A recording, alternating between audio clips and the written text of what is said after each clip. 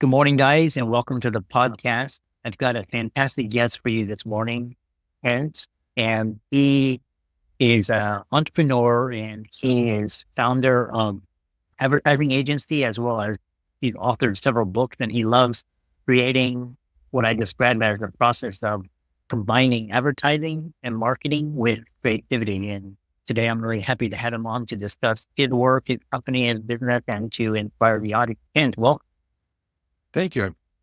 Pleasure to be with you. yeah. So briefly, I know just 1 minute, introduce yourself, and I'm really happy to dive into the conversation.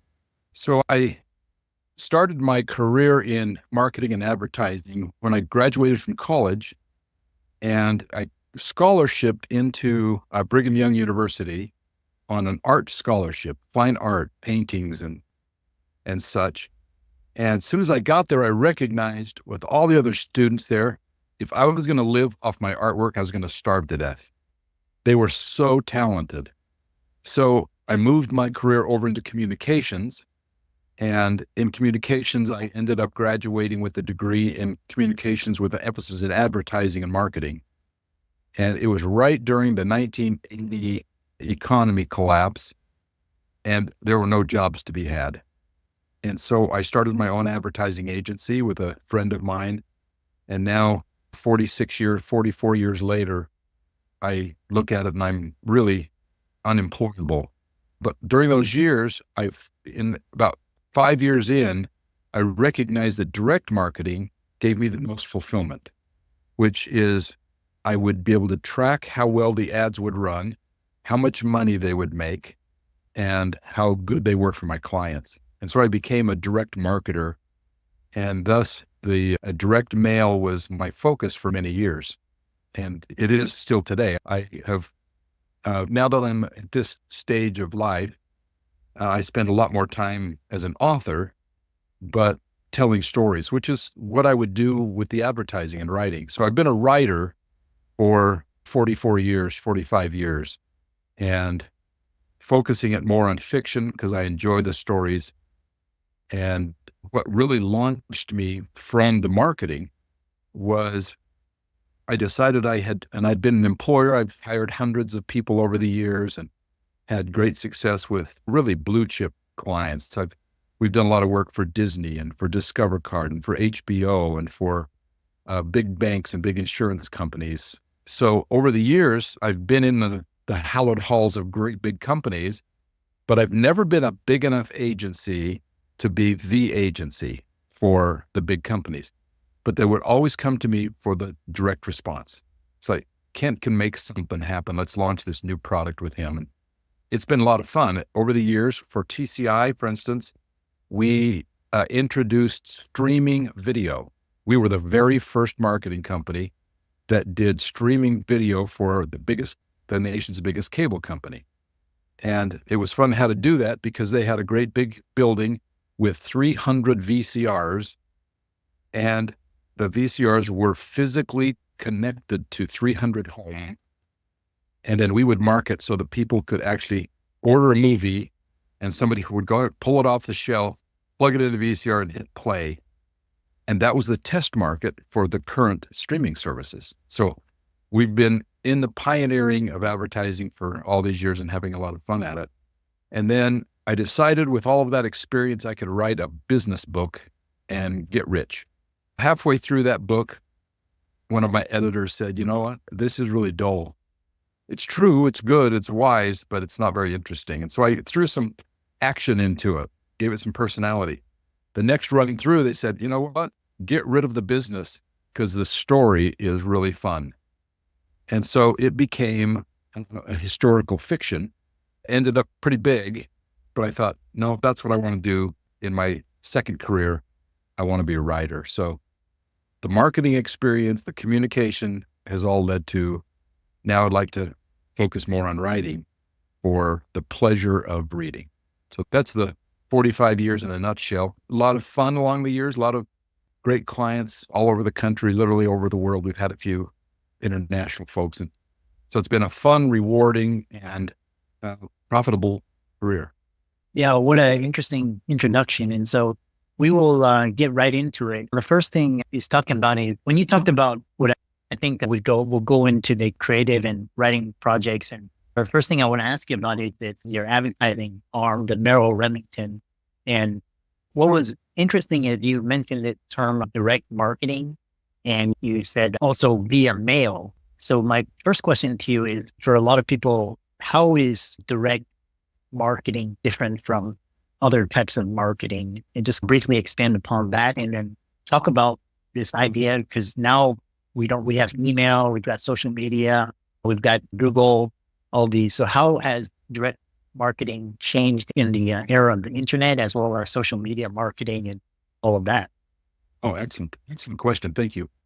So as I began my career, the glory advertising were the big image ads that you would see in fashion magazines and in all sorts of magazines, where it was a beautiful picture and a clever headline and maybe very brief copy. And for the ad agencies, I always wanted to be on Madison Avenue. That's the headquarters of advertising back in New York City. And so that's the kind of work that I was hoping to get to one day. And that was big television ads and radio and newspaper, the traditional media. But then the poor cousin was direct response.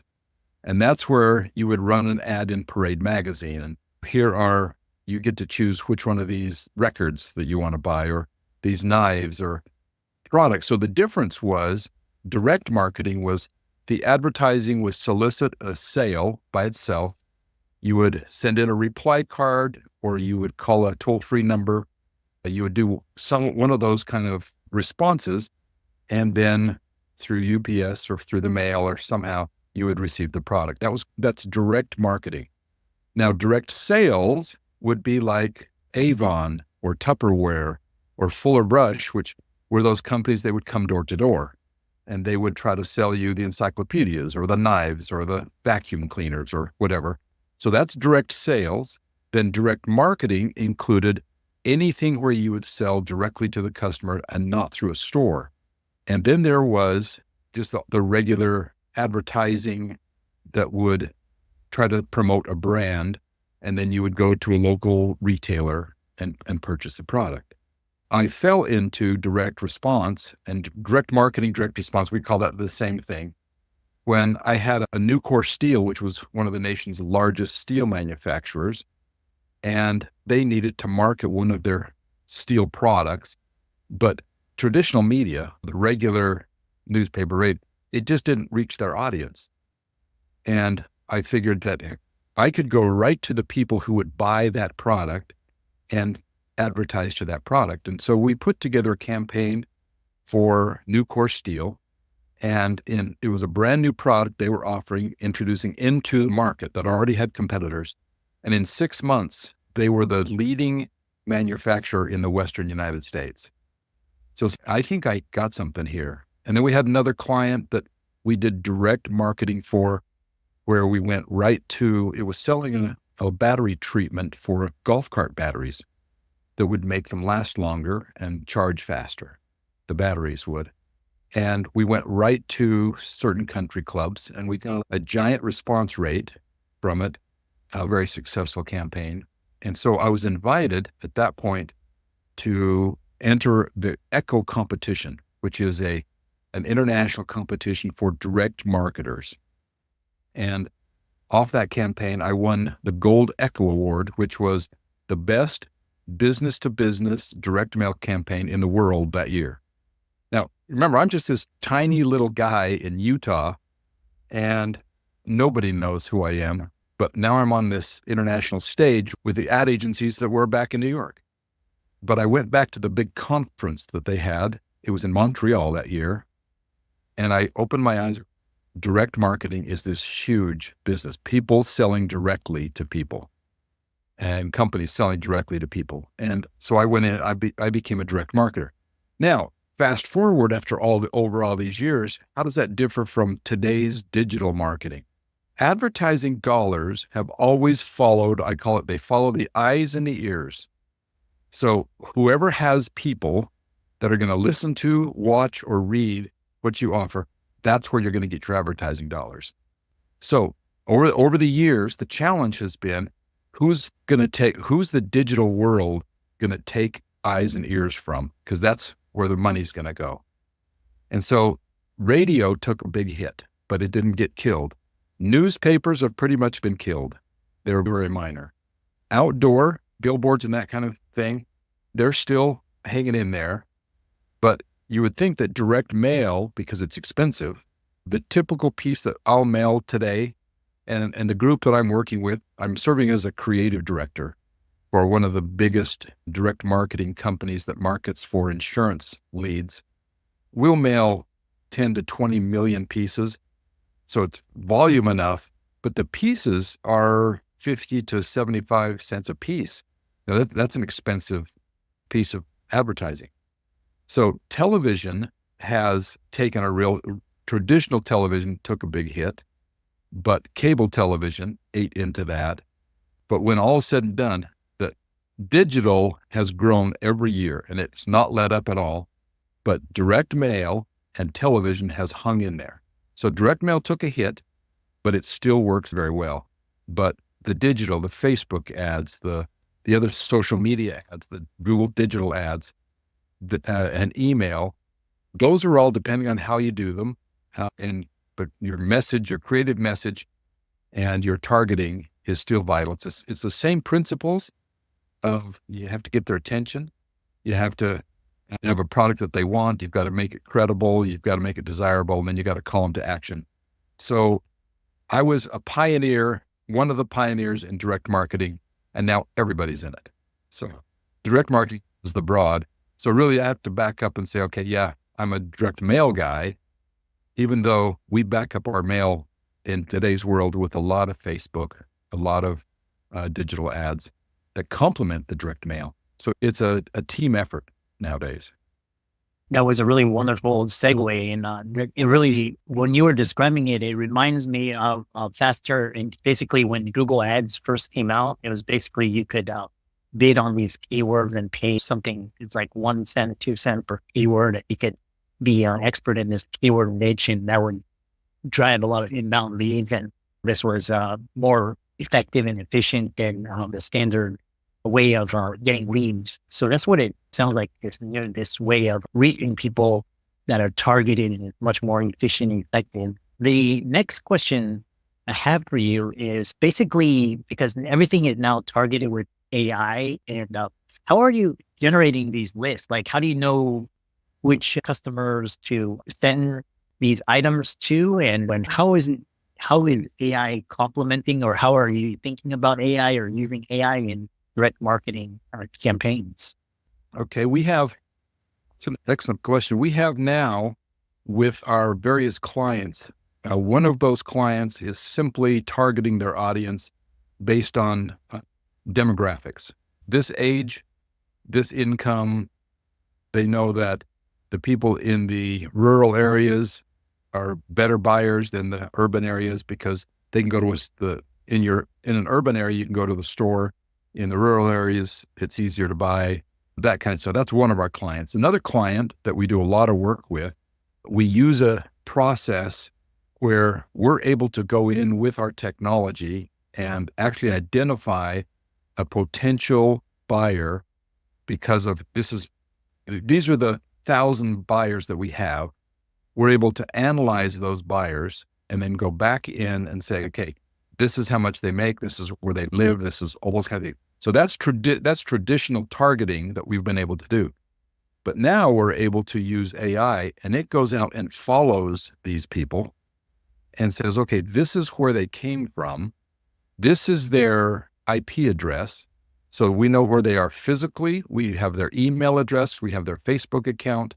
We have all of that information to where we can target. Here's an example of a campaign that I don't have the results yet, but we're able to identify, to market my new fictional historical fiction. Ken Follett is an author that I've read a lot of his work, and he's a fine author. And so I think if he can sell 1 billion books, I can learn from him and sell a few. So I'm able to actually target, and we use some AI tools. I'm not the technology guy, so I couldn't even tell you how. But our team that I work with they're able to say, here are people who follow Ken Follett's Facebook page. And so they like his work and they're following him. And this is where you can reach them. And so I'm able to then target and go out and say, hey, do you like his books? You're going to like mine. And so we're doing that for that's just a personal experience, but we're doing that for insurance sales, for the annuities, for long-term care, for Medicare, to where we actually have, and over this weekend, I met with another individual who's got a program that he's pretty anxious for me to try. And that is where they're able to say, here's Kent Merrell on this. This is where we found him to begin with. And then through AI, we followed him here and here. And this isn't just Google doing it. It's scary on what can happen. We follow him here and then to here and then to here and then to here. And then we say, he purchased over here. How did he get there? And then we say, oh, you realize that this is where the pivot took. And this is where they stopped. And they're able now to say, okay, this is where we're going to interject into this sales funnel across the various social media and across the various places. So the technology is going fast, and AI will then say, okay, we're following Ken. We use the example. It's like a fox chasing, or a hound chasing a fox. And the fox is turning and changing and whatever. And if the hound knew which tree it was going to climb, or I guess a fox doesn't climb trees, it knows where they're going to go or hide or whatever, it's going to be able to outsmart them. And that's where AI is coming. I know it is. I haven't used it specifically for that. But the technology is going to say at one point, right here, send Kent Merrell a direct mail piece. We have one client right now that somebody responds to a mail, they get on their website and they look at something, and I get a note that says, Kent, print this mailer and drop it in the mail today. So today, for this one client, it's just one single agent that I'm referring to, I will get a computer ping with a picture of what they looked at that I will put on the mailer, and then I'll print that out, and it'll go in the mail, and he'll get it by Wednesday, and it'll have another message. So AI knew that if I throw a direct mail piece in this sales cycle somewhere, that's where it hits. So yeah, AI it's growing, and pretty soon I'm going to be unnecessary. So I'm going to write books. Yeah, which brings us to the tail end. It really reminds me, because when I was reading Michael Dell's autobiography, and he was talking about how he, when he was creating Dell, he would actually go to the courthouse to get the addresses and the information of people like newlyweds or like people that were most likely buy a PC. And that's how he basically ended the early version of search and just indexing and being able to find all this information collected. And he would actually print out a mailer and mail it to them. Hey, you just got married, or you just had this event. We're selling PCs for a discount. And that's how he screws. So it really sounds like in this AI, especially like social media, like they know all the cookies and they know what you spend time on, what you scroll through, what you like, what you engage in. And then it basically takes the targeted ads that bring to your attention. Moving on is talking about this creative process, because I know you wrote 2 books and you want to talk about that. Talk about this transition into creative writing, and we'll end it with how can people find you and follow you, because you're really an expert in this area. Okay. Thank you. One of the things that has been enjoyable to me with direct marketing, when I would do a direct mail campaign and it would succeed beyond the averages, we would get an 8% or a 22% response or whatever. It would get some national acclaim. And so I was invited to go to conferences and speak about creativity. And as I would go to conferences around the country, and I've even been to a few international ones where they want just talk about how you be creative and think up stuff. As I would travel all these places, I thought, I want to write a movie. And I would prepare for these conferences on my way out. On my way home, I would write. And over the years, I've written several movies. Of course, nobody's going to buy my movie or produce it, but it's just that creative expression. And when I chose to, when this was 9 years ago, 10 years ago, I began this book that was going to be a marketing book, but turned into historical fiction. It was basically the creative process, which is just, I don't know how you do it. I just come up with ideas. The ideas are not the problem. And writer's block is not the problem. It's time, having the time to do it. And so over those years, as I would teach how to be creative, it's how do you brainstorm ideas? And the biggest key that I would teach was everything's good. And then just the next one's better. So you never kill an idea. So we would sit down in a brainstorm session, for instance, with 4 or 5 of our people. And we would say, okay, how do we sell this product? And then somebody would say, let's drop it from airplanes. Instead of us saying, that doesn't make sense, it'll kill people. Then they say, yeah, but you know what, we could do this. And so ideas spur other ideas. And pretty soon you're off on some tangent somewhere, but you back up and you say, here's 3 possible ideas. So just with that discipline over the years, as I decide to write a book, I think, okay, what could this character do? Or what does this book need to say? Or what do I want to accomplish? And so the big business idea that I started with in my first book is still in the historical fiction. It's just subtle. And that's still really the idea, that kind of the theme. The next book, the one that comes out in November of 2024, it started out, it's the conquest of the Incas in Peru. That's the story. And I served 46, 7, 8 years ago. I served as a missionary down in Bolivia, South America. And there's a couple, they're called a mission presidency. They're the ones that are taking care of all these 19, 20-year-old kids that are running wild through the Andes. She gave me this book called The Conquest of the Incas. And fascinating book. So I thought, that's a great story. It's going to be this Inca princess is going to be on the sacrificial altar, and some Spanish conquistador is going to rescue her. They're going to run off. It's going to be a romance. And so that was the idea. And then the creativity let the ideas go. I couldn't find a worthy conquistador. The Spanish conquistadors were quite a brutal batch. So, of course, that's my fictional character. And so then the story just develops to where it's now, the story isn't a romance. The story is the fight for liberty. What it took for one empire to conquer another, and then how did they become free? How do we win our liberty? How do we have self-rule? And so it embroiled me in all sorts of other things, became more passionate.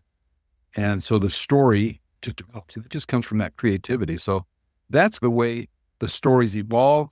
And just like the old brainstorming, let it go here, let it go there. And then I've got to figure out how to solve the problems that I write myself into. And that's a real fun part of the creative process. So did you really enjoyed that? You want me to tell you what to find and do a little sales pitch, or did you have other questions, you? No, it's really interesting. I know we have around a minute remaining. So how can people find you and check out your work? Right now, the best was going to be my author page, which is KentMerrellAuthor.com. And that's Merrell author.com. And that's where all of my writing world is. But it's also got even on the whole page, you'll scroll down all the other stuff that I write. I've got 4 blogs that I'm writing. And sometimes they get a lot of attention, sometimes they don't. But the new book that comes out pretty soon is The Conquest, if I get this right, Conquest of Liberty. Anyway, The Conquest of Liberty, that's the new one that's coming out. It's the first of 4 books. The last one that I wrote was The Blade of Safavid. It's called Safavid. This is a clash between the Mughal and the Persian Empire and a bunch of pirates who make a mess, and it's a fun romp.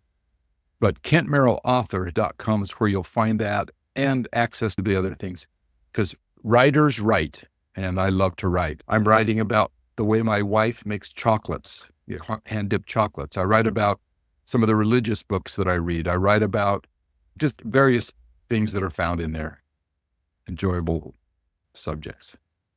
Awesome. And thanks so much, and keep up the great work.